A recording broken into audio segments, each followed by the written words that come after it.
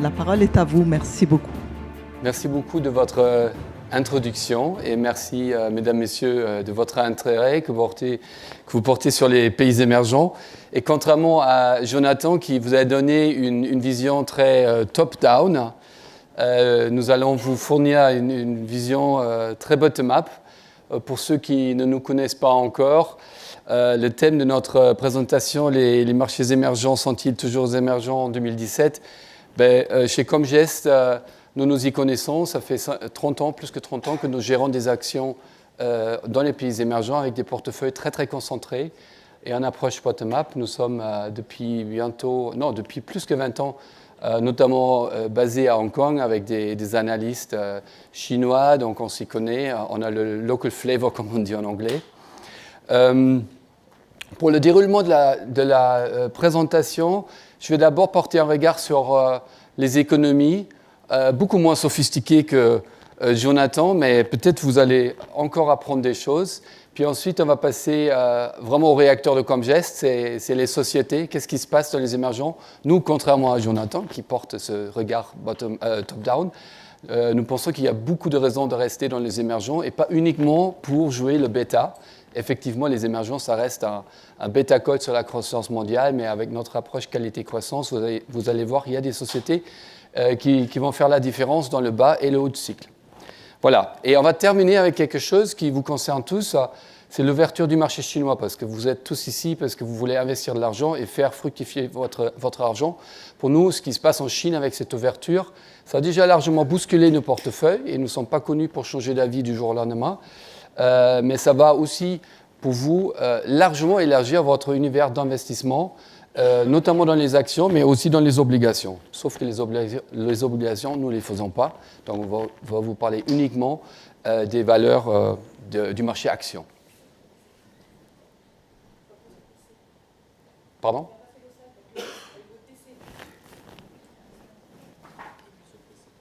Ah, d'accord, effectivement, c'est ce que je pensais. C'est le piège. J'ai mon propre ordinateur, c'est pour ça que la technique ne marche pas de la même façon. Portons d'abord un regard un peu humoristique sur l'évolution des émergents.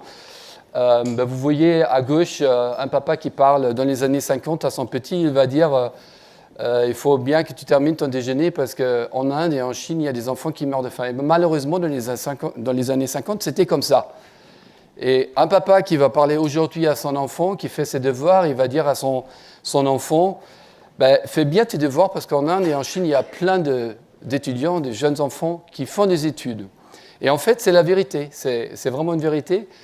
Quand vous regardez les diplômés en Chine aujourd'hui, il y a 8 fois plus de diplômés tous les ans en sciences, technologies, mathématiques, l'ingénierie, 8 fois plus qu'aux États-Unis. En Inde, il y a 4 fois plus de diplômés dans ces matières-là, qui sont quand même à la base de l'innovation, qu'aux États-Unis. Donc il y a quelque chose qui s'est passé dans les 70 ans entre les deux photos. Portons maintenant notre regard sur une période plus courte, parce que nous avons toujours un peu la mémoire courte, sur les 20 dernières années. Et vous avez entendu de Jonathan qu'on peut faire, on va dire, partager les pays émergents dans deux paniers. Nous, si vous regardez ce graphique, vous allez voir qu'on a fait un peu la même chose. Nous avons tous en mémoire la belle époque des émergents, 2002 à 2011. Tout le monde était investi. C'était un cycle d'expansion de crédit. Les matières de base étaient en hausse constante. Et surtout, la Chine a vraiment émergé comme superpuissance économique.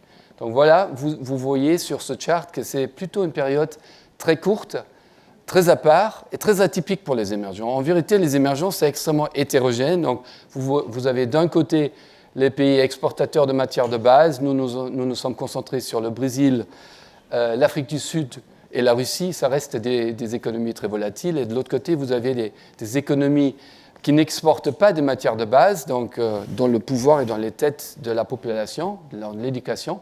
Et c'est bien des économies qui se portent mieux, qui sont plus stables. Donc, notamment la Chine, la Corée du Sud, Taïwan, l'Inde. Voilà. Et d'où vient cette hétérogénéité ? Nous avons essayé de vous synthétiser ça dans un chart, l'enjeu principal des pays émergents, c'est comment augmenter la productivité. Ce n'est pas la croissance du PIB en tant que tel qui nous intéresse, c'est la qualité de cette croissance. Il faut faire sortir la population de la pauvreté et puis ensuite il faut créer une classe moyenne. Et tout ça, ça passe par une amélioration de la productivité. Et si vous regardez bien ce chart, vous avez des pays comme la Russie, l'Afrique du Sud, le Brésil, on va dire des superpuissances dans des pays émergents, qui sont au premier stade de l'évolution de leurs économies. Ils sont en train d'essayer de pousser la productivité par les investissements dans l'infrastructure, les investissements dans l'éducation, dans les têtes des gens, de leur population. Mais vous savez aussi que tous ces pays ont plus ou moins échoué à cet exercice-là. Et puis, suit ensuite une deuxième étape où la croissance de cette productivité n'est plus poussée par l'investissement. Vous savez tous que la productivité de la Chine, c'est plus la question si on crée encore des ponts, des autoroutes, des chemins de fer, c'est plus ça qui bouge la Chine aujourd'hui. C'est le thème aujourd'hui de ma présentation, c'est l'innovation. À un moment donné, c'est vraiment l'innovation qui prend le dessus, et l'innovation, ça passe par les nouvelles technologies, ça passe par l'Internet, ça passe par la robotique. Et puis à la fin, il y a des pays dont je vais pas vous en parler, c'est la Corée du Sud, Taïwan, c'est bel et bien des pays comme les nôtres, c'est des pays développés. Alors là, on est vraiment au vif du sujet, l'innovation.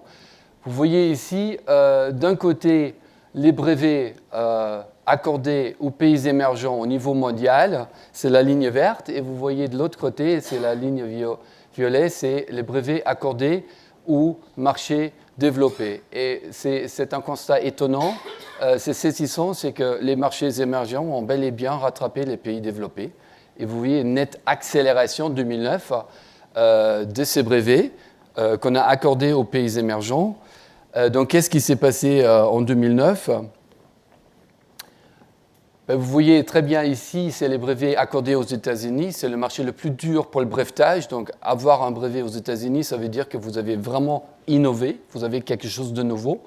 Et vous voyez ici que depuis 2009, 2005, 2009, il y a une très nette accélération de ces brevets accordés notamment à la Corée du Sud. C'est effectivement, ça a à voir notamment avec le marché des smartphones. C'est très souvent des brevets accordés.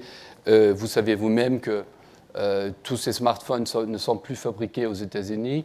C'est des smartphones qui sont fabriqués, mais pas uniquement assemblés dans les pays asiatiques. Et donc, ça a donné vraiment un coup de pouce à l'innovation dans ces pays-là. Ce qui est important aussi, c'est de voir que la Chine est vraiment en train de rattraper son retard. Donc, la Chine s'est vraiment lancée dans la course à l'innovation.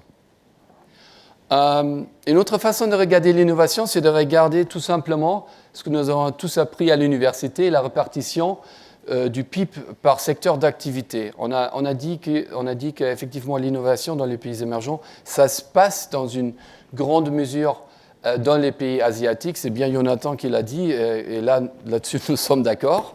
Je pense que c'est le seul point où nous sommes d'accord d'ailleurs. Nous allons discuter tout à l'heure. Et ce que vous voyez en Asie, en Asie, il y a aussi un fossé qui s'est créé. Il y a d'un côté l'Asie du Sud, dont faisant partie aussi des Tiger States, où vous voyez toujours un poids très fort de l'agriculture. Et vous savez tous que le premier gisement d'augmentation, d'amélioration de la productivité, c'est que les gens ne sont plus des agriculteurs, mais c'est des gens qui fabriquent quelque chose. Et puis ensuite, les gens, c'est vraiment l'industrie des services qui va se répandre. Et vous voyez à gauche que ça s'est fait, notamment en Asie du Nord. Nous sommes toujours dans les mêmes pays, c'est la Chine, c'est la Corée du Sud, Taïwan. C'est bien ces pays-là, c'est malheureusement pas l'Inde qui est en train de se lancer dans la course, mais à vrai dire, l'Inde a un énorme retard et c'est toujours on va dire l'écart qui se creuse entre la Chine et l'Inde. On sait que dans les marchés actions, l'Inde a très bien marché, mais la triste vérité, c'est qu'il reste beaucoup de travail à faire et ça va prendre des décades avant que l'Inde va arriver à un état tel que vous le retrouvez aujourd'hui en Chine. Mais en tout cas, le constat, c'est que même en Asie, vous avez vraiment un grand fossé entre, d'un côté, l'Asie du Nord et de l'autre côté, l'Asie du Sud, qui est toujours à la traîne. Maintenant, nous venons vraiment au réacteur de Comgest. Nous commençons à parler des sociétés, un regard bottom-up. Quelles sont les opportunités d'investissement?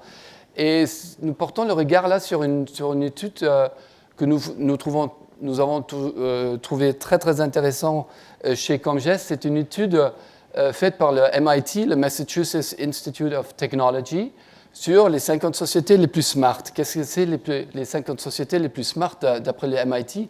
Eh bien, le MIT a regardé des centaines de sociétés et s'est dit quelles sont les sociétés qui nous offrent vraiment des nouvelles technologies et des business models efficaces pour les exploiter. Parce que finalement, c'est ça qui vous intéresse, c'est que vous allez investir dans des sociétés qui sont innovantes, au moins on l'essaie chez Comgest. On a assez bien réussi, j'ose dire. Et de l'autre côté, vous voulez aussi un business model efficace qui va transférer tout ça en marché opérationnel, en free cash, etc.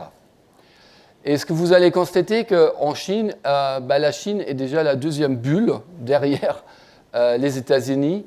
Et les sociétés que vous voyez en Chine, comme Baidu, c'est le Google chinois, Tencent, c'est le Facebook chinois, et Alibaba, c'est le Amazon chinois, Didi, c'est le Uber chinois, ou alors Huawei, c'est le troisième fabricant et vendeur des smartphones au niveau mondial. Eh bien, c'est tous des sociétés qui sont liées à cette vague Internet qui a vraiment révolutionné pas mal de choses en Inde. Sachant que le marché domestique chinois il est tellement important qu'aujourd'hui, Alibaba est le premier retailer mondial qui fait plus que, ou à peu près 500 milliards de dollars de chiffre d'affaires. Donc, c'est vraiment des sociétés qui sont très dynamiques, très innovantes, très profitables et qui sont toujours en pleine dans cette vague d'innovation. Une autre remarque à porter sur ces sociétés-là, c'est que quand vous regardez par exemple une société comme Didi, le président de Didi, c'est une femme, une chinoise, qui a 38 ans. C'est une femme comme vous et moi, c'est une femme qui n'a pas subi la révolution culturelle de Mao, qui n'est pas communiste. Non, c'est une femme qui a fait ses études en Chine, à Harvard, qui a bossé 10 ans chez Goldman Sachs. Enfin, c'est ça qui la différencie de moi. Je n'ai jamais travaillé pour Goldman Sachs. Mais en tout cas, c'est des jeunes entrepreneurs qui fonctionnent comme vous et moi, qui investissent dans le long terme et qui essaient de faire de l'argent et d'employer des gens. Bon, maintenant, on passe à une prochaine étape. C'est des sociétés que vous allez retrouver dans nos portefeuilles, notamment le Magellan que vous connaissez, certains d'entre vous. Commençons avec la société Internet NetEase. NetEase, c'est une société étonnante parce que c'est une société chinoise qui est en train d'innover dans l'Internet depuis 20 ans. C'est une société qui a commencé en 1996 avec des free mail. Aujourd'hui, il y a à peu près 1 milliard de Chinois qui ont un free mail, un compte email chez NetEase. Et c'est un formidable moteur pour cette société dans la publicité digitale numérique. Donc, c'est vraiment une société qui génère déjà pas mal de chiffres d'affaires, de bénéfices dans ce segment-là. Puis ensuite, en 2000, la société se lance dans les jeux en ligne. Vous savez tous que les jeux en ligne, c'est quelque chose qui nous accompagne aussi bien en Europe qu'en Chine. C'est très abordable, c'est quelque chose que la jeune génération fait. Et NetEase est devenu le deuxième vendeur de logiciels de jeux en ligne en Asie, après Tencent. C'est un business extrêmement rentable, en forte croissance. Et puis ensuite, en 2015, la société s'est lancée dans l'e-commerce avec son site Kaola. Là aussi, ce n'est pas un business pour perdre de l'argent. Non, la société est déjà profitable. Et donc, c'est une société qui en quelque sorte, montre très bien que l'innovation se fait depuis bien longtemps dans des sociétés bien établies en Chine. Une autre façon de regarder l'innovation, c'est la société Yili, c'est le leader des produits laitiers en Chine. Et vous allez vous demander, les produits laitiers, qu'est-ce qui se passe dans ce marché-là? Ce n'est pas vraiment un segment connu pour l'innovation. Il faut savoir que le consommateur chinois, aujourd'hui, il n'est plus le consommateur d'il y a 20 ans. Il y a 20 ans, il suffisait de mettre un produit dans les rayons et le Chinois était très content de l'acheter parce qu'il n'y avait pas beaucoup d'offres. Maintenant, le consommateur chinois, il a un pouvoir d'achat, il a un large choix. Et quand vous regardez notamment les produits laitiers, vous vous souvenez peut-être qu'en 2008, il y a eu un énorme scandale en Chine, le scandale de la mélamine. Donc, ce qui veut dire qu'une société chinoise qui réussit aujourd'hui dans des produits laitiers, c'est une société comme Yili, qui est allée chercher la collaboration des labos américains, des labos en Europe, pour faire quelque chose de tangible pour le food safety. Donc Yili aujourd'hui, c'est une marque, c'est une société qui a su créer une marque de confiance dans un marché qui était secoué en 2008. Une autre société, Yutong. Yutong Bus, les bus, il n'y a rien de plus ennuyeux. Sauf qu'en Chine, c'est un marché qui a beaucoup évolué. Aujourd'hui, le marché chinois, c'est le marché le plus important pour les véhicules, les bus électriques. Eh bien, c'est Yutong Bus qui est le leader des bus électriques en Chine, sachant que l'État chinois s'est mis des objectifs très importants et très ambitieux en 2018 dans les 10 plus grandes villes chinoises. Les nouvelles ventes des bus devraient atteindre un niveau à 80%, ces nouvelles ventes seraient des bus électriques. Donc c'est bel et bien on va dire une révolution technologique. Passons maintenant le regard sur une société, et c'est la dernière société que je vais vous présenter avant de passer au dernier sujet de ce matin, l'ouverture du marché chinois. C'est la société Hangzhou Hikvision. C'est le leader mondial des systèmes de surveillance. Ce n'est pas tellement le hardware qui nous intéresse, mais aujourd'hui, les systèmes de surveillance, sont intelligents. Donc, c'est un formidable ressort pour vendre de l'intelligence. Et cette société-là, Hangzhou Hikvision, emploie presque 50% de son personnel dans la recherche et le développement. D'ailleurs, largement aidé par l'État chinois, parce que l'État chinois a décidé d'en faire un leader mondial. Et c'est là où vous, en tant qu'actionnaire minoritaire, sont du bon côté dans une société étatique. Vous savez que l'État chinois va promouvoir, va injecter des ressources pour accélérer la recherche et le développement de cette société-là. Et cette société-là s'est lancée dans, on va dire, le début d'une intelligence artificielle avec sa vision, avec sa filiale HikRobot, dont je vais vous présenter cette société à travers d'un petit film pour voir où est effectivement cette innovation au sein de Hikvision.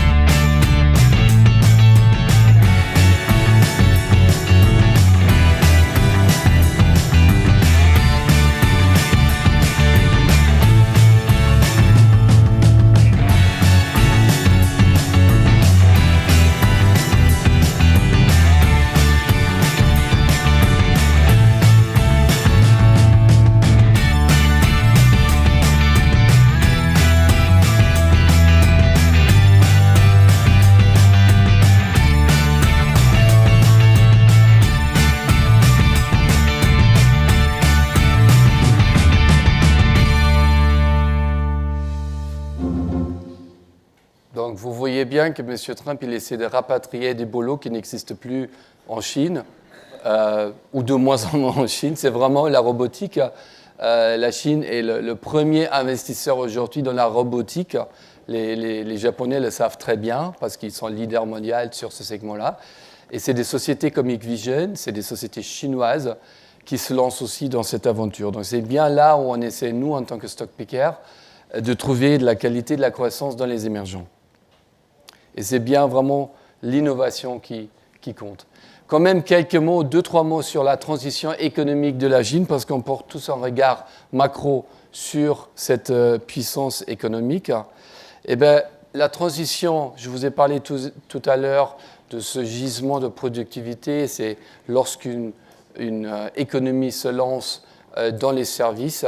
Et vous voyez ici que la croissance de la Chine est portée par la croissance des services, bel et bien depuis 2011. Vous voyez aussi effectivement des épisodes de croissance portés par l'investissement, parce que malheureusement, en Chine, la croissance est administrée, et quand on voit que la croissance n'atteint pas les 6%, eh ben, on injecte un peu d'argent, on investit.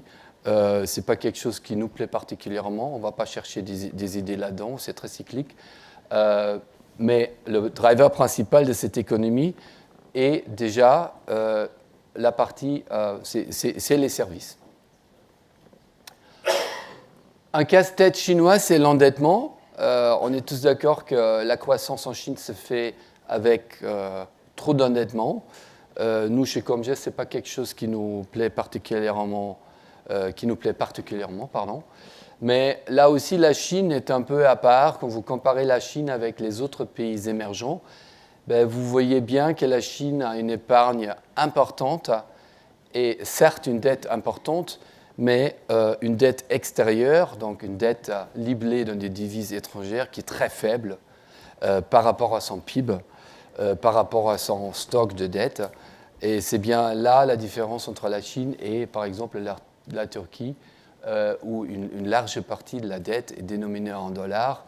Et donc, effectivement, ça crée parfois effectivement des tensions assez importantes. En Chine, c'est vrai que l'important, c'est le problème des passifs des banques étrangères, des banques étatiques et les shadow banking. Nous, chez Comgest, depuis 30 ans, on n'a pas investi dans une seule banque, donc on reste bien à l'écart de tout ça.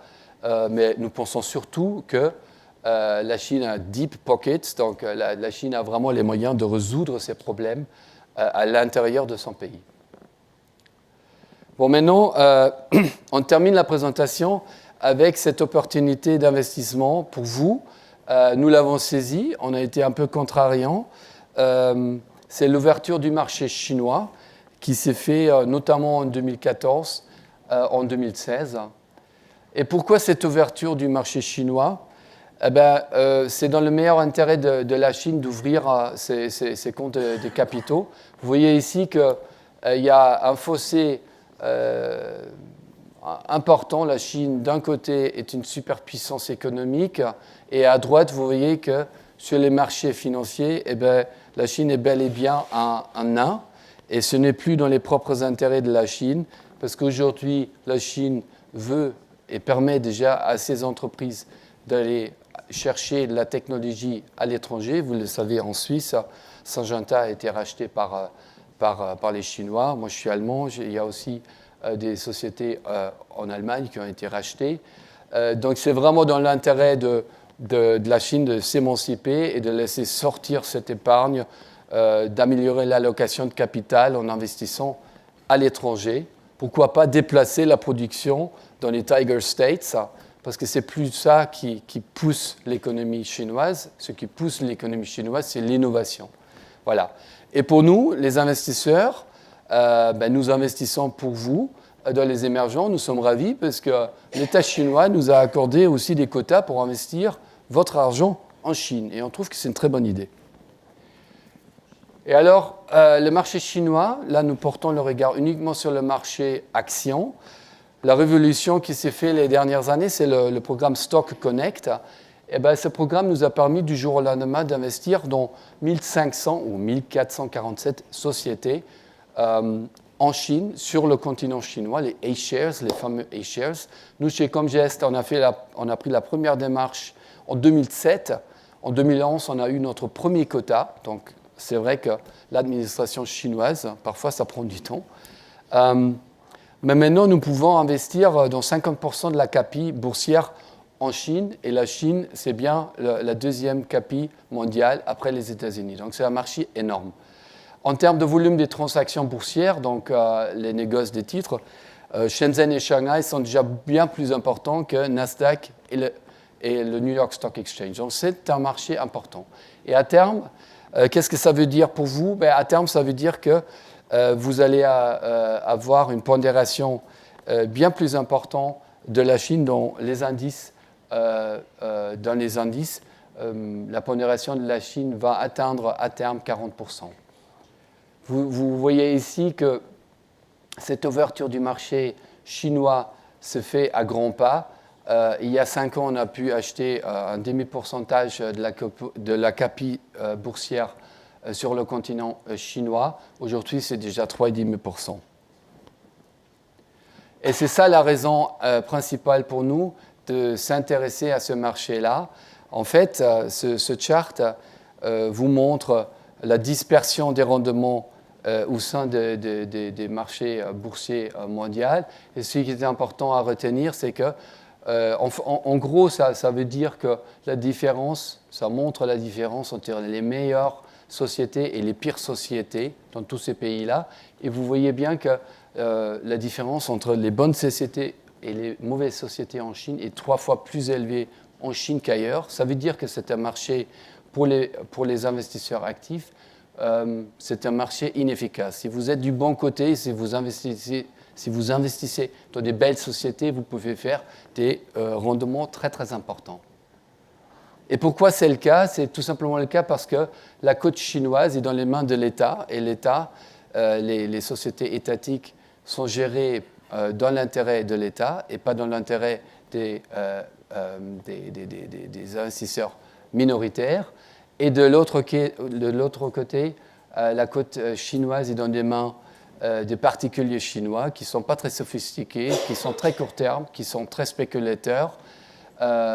Et il ne reste que 10% de la côte qui sont dans les mains des investisseurs institutionnels comme nous. Et donc, il faut s'y retrouver, il faut être sur place, et il faut connaître les règles du jeu. C'est pour ça que nous sommes à Hong Kong depuis bientôt plus que 20 ans. Donc là, vous voyez que dans nos fonds, on a saisi cette occasion, on a investi dans ce marché chinois, les A-shares, non seulement dans notre fonds Magellan que vous connaissez bien, mais aussi dans les fonds régionaux, notamment les fonds Asia-Ex-Japon et notre fonds chinois, bien entendu. Et à droite, vous voyez que ça nous a apporté une très belle performance boursière. Donc là, on a le regard bottom-up. Et contrairement à ce qu'a dit Jonathan, nous pensons qu'il y a des très très belles opportunités à saisir, notamment en Chine.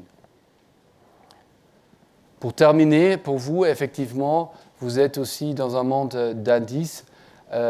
Vous allez voir qu'au fur et à mesure, la Chine va prendre du poids dans les indices. Ça va se faire petit à petit. Comme dit Jasmine Kang, une de nos analystes en Chine, nous sommes des control freaks. Ça va prendre du temps. Les Chinois ne vont pas faire ça du jour au lendemain. Mais la direction, elle est bien claire. L'ouverture du marché chinois va se faire petit à petit. Voilà.